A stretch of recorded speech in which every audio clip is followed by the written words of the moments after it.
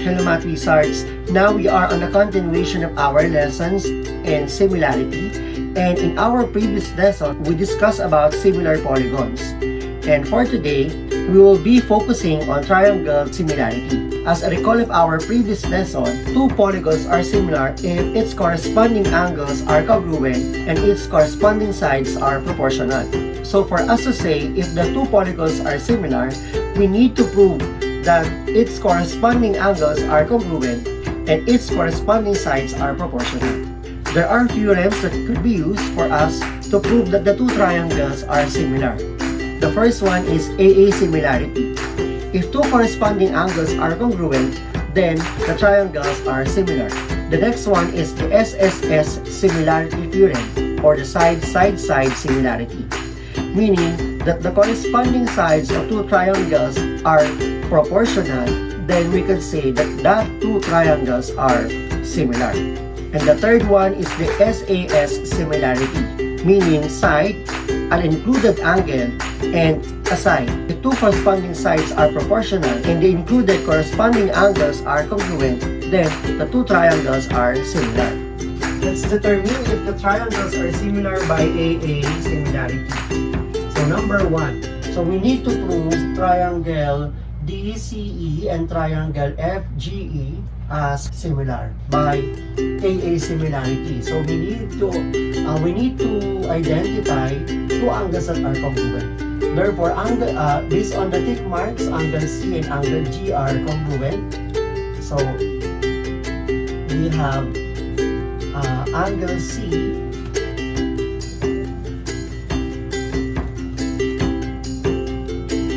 angle C is congruent to angle G, and we also have another one which is angle E is congruent to angle E by itself because they are vertical. So these two becomes congruent because DC and FG are parallel to each other, and CG is a transversal to the two lines. Therefore, alternate interior angles are congruent. Therefore, we have angle C and angle G as congruent, and angle E is congruent to angle E by vertical angles because the two lines are intersecting and they form vertical angles, and vertical angles are congruent by vertical angle theorem. Triangle DEC is similar to triangle FEG. It is important that we need to identify the vertices that are corresponding to each other. So by its measure, we could identify. So therefore, they are similar by Sas Similarity. Number 2. So in the given figure, MN and QP are parallel to each other, and ML and NL are considered as transversal. Therefore, corresponding angles, when two parallel lines cut by a transversal, corresponding angles are congruent. So, measure of angle. So, angle M is congruent to angle Q. Angle N is congruent to angle P. Therefore, triangle, so let's focus on the smaller triangle. So let's have QLP is similar to triangle MLN by Sas Similarity. Number 3, so based on the given triangle, two triangles, the measures of the angles are given. And we could notice that angle H is congruent to angle E. They are both equal to 39 degrees.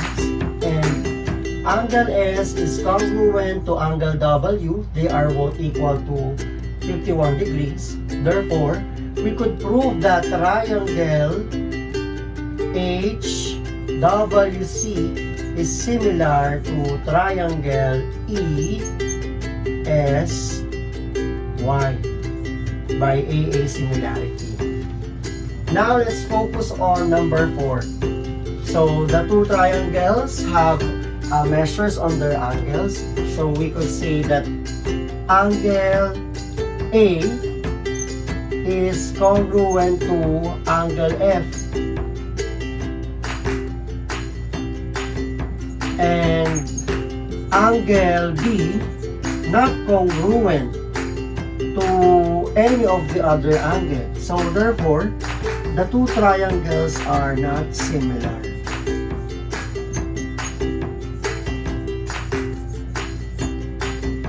Number 5. So in the given, there are measures of the angles, and as we have noticed, angle N is the one that is, the angle N in both of the two triangles are the one that is congruent, and nothing follows. Therefore, we could say that the two triangles are not similar. Number 6. So the two triangles are formed by the intersecting lines YQ and PZ.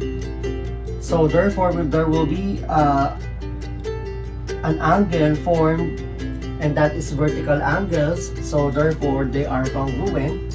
And angle P and angle Q, angle Z are congruent based on the tick marks. So angle P is congruent to angle Z, and angle X, or let's use a 3-letter name for the two angles. So angle QXP is congruent to angle YXZ.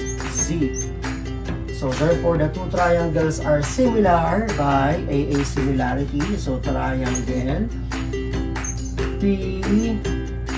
PQX is similar to triangle ZYX by AA similarity. Now let's determine if the triangles are similar by SSS similarity. So in determining that the two triangles are similar by SSS similarity, so we need to make proportions out of the measures of the sides. So in number 1, we just need to, for us to identify the corresponding sides, we need to analyze and identify the measures of the triangle from smallest or from the shortest to the longest. So we will just make, so in K and R, you will have 9 as the shortest, and in the other triangle SDE, we have 14 as the measure. So on the next one, the next shorter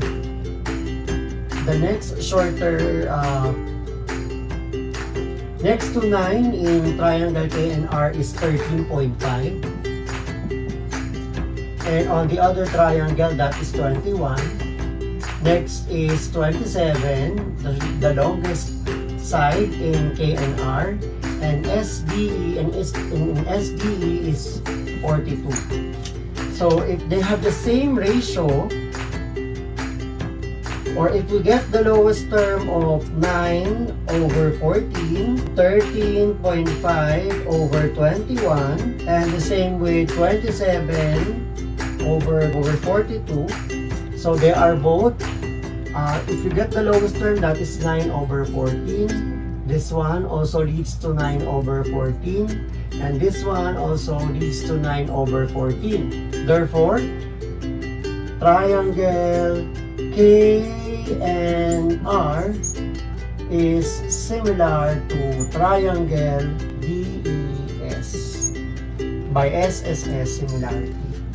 Number 2. So again, we will be creating proportionality between the sides of the two triangles. So let's identify the shortest one. So in this case, this one is the smaller triangle and the other one is the larger. So meaning you will have Wx over Wy, which is 15 over 15 plus 6, and we have Wv, which is 20 over 20 plus 8 equal to 40 over 56. So just need to identify which among the sides are the shortest first. So we have 15 for the smaller triangle, and in this case this will become 21 and this will be 28. So therefore we have the correct smaller. So therefore the smallest side in triangle WYU is WY. So that is 21. Now we will get the lowest term of 15 over 21, that is 5 over 7. And the same with 20 over 28, that is 5 over 7 as well. And with 40 over 56, that is also 5 over 7. Therefore, if they have the same lowest term, it means that the given ratios are proportional. So therefore, triangle WXV is similar to triangle WYU by Sss Similarity. Number 3. So let's have the proportionality statement. So the smallest side in triangle STM is 5 over the smallest side of the other triangle, which is 3. Next one, we have 12 over 7 and 16 over 10. Getting the lowest term of 21 over 12 over 7, that is 12 over 7, and 5 over 3, the lowest term is 5 over 3 as well. And with 16 over 10, that is 8 over 5. Therefore, they are not proportion. So meaning, the two triangles are not similar. Number 4. So let's create the proportionality statement between the sides. So the shortest side for this triangle is 5. The next one on the other triangle, that is 18. Next we have 12 over 43.2. And the next one is 15 over 54. If we get the lowest term of 5 over 18, that is 5 over 18. 12 over 43.2, that is 5 over 18. So 5 over 18. So in this case, 15 divided by over 5 over 54, that is 5 over 18 as well. Therefore, we could say that this statement is proportion. So triangle ARP is similar to triangle YRP by Sss Similarity. Number 5, let's have first the proportionality between the three corresponding sides. So the shortest side in this triangle is 8 over the shortest side in this triangle, which is 14.4. With the second one, you have 15 over 27, and the last one is 17 over 30.6. Getting the lowest term of 8 over 14.4, that is 5 over 9. 15 over 27, that is 5 over 9 as well. And 17 over 30.6, that is 5 over 9 as well. Therefore, the given ratios are proportional, or the corresponding sides of the two triangles are proportional. Therefore, triangle X, Y, Z is similar to triangle BWR by SSS similarity. Now let's have number 6. In this case, AE is 16. So if AC is 6, so we no longer need to add AE and AC and EC. So let's have the proportion. So the shortest side in triangle ABC is 6 over the shortest side of the other triangle, which is this one is 16 and this side is 20, therefore 6 over 16. And the next one is 8 over 20, 8 over 20, and 9 over 24, 9 over 24. So let's get the lowest term of 6 over 16, that is 3 over 8. 8 over 20, that is 2 over 5. And the lowest term of 9 over 24, that is 3 over 8. Therefore, the two triangles are not similar since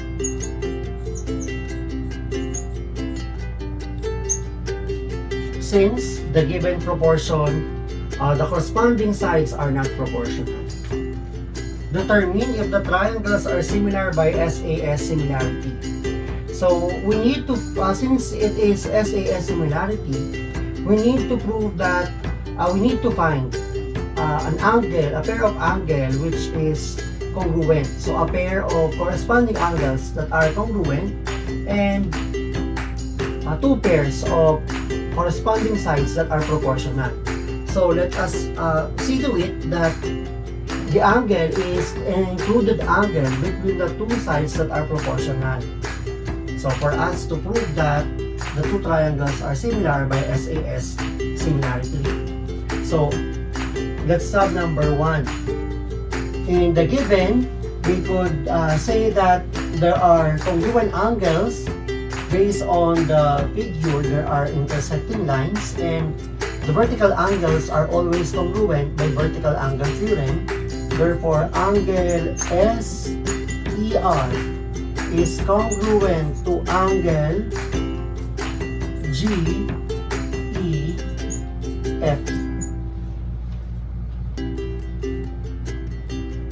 So after that, we could identify by proportion. There is proportion. Let's make proportionality between the two. So we have RE over its corresponding side, which is EF, equal to SE over its corresponding side, which is EG. Therefore, we will substitute the sides. So 6 over 24 is equal to 12 over 48. If we reduce 6 over 24, that is 1/4. The same with 12 over 8, which is 1/4. Therefore, triangle SER is similar to triangle FEG by SAS similarity. Next, let's have number 2. The same figure with similar figure with number 1. Two triangles are formed out of two intersecting lines, which is PS and JY by at point F, and there are two angles that are congruent by vertical angle theorem. And as we can see, the angle is not an included angle between the two sides, which is JF and JS. So we could not prove that the two triangles are similar. So no, not similar. Number 3. So in the given figure, MC and PR are parallel. So we could say that the corresponding angles of two lines cut by a transversal, so MQ is the transversal, are congruent. Therefore, measure of angle, so angle M is congruent to angle P by corresponding angles in parallel lines cut by a transversal, corresponding angles are congruent. Next, so M and P are included angles based on the given figure. So let's name the corresponding sides. So M P over PQ is equal to MC over PR. So let us substitute the given. So we will have MP is 36 over PQ, which is 22, equal to MC, which is 54 over PR, which is 33. If we are to get the lowest term of 36 over the lowest term of 36 over 22, that is 18 over 11. The same with 54 divided by 33, that is 18 over 11. Therefore, we could say that triangle MPC is similar to triangle PQR. So make sure that the corresponding sides are properly arranged in the proportionality statement so that you could arrive with the correct answer. Next, so number 4. In the given figure, angle G and H are congruent. So angle G is congruent to angle H by the tick marks. So now let's have FG, so the proportionality statement, FG over KH. So choose the one that is longer. So in this case, we have 50 and 45. I choose 50. So in the other side, I will now choose on the other triangle, I will now choose the one that is longer. So between 35 and 31.5, I choose 35, which is KH. So I write FG over KH equal to the smaller one in triangle FGE. So that is 45, or GE over JH. So substituting the values of FG, which is 50 over KH, which is 35, equal to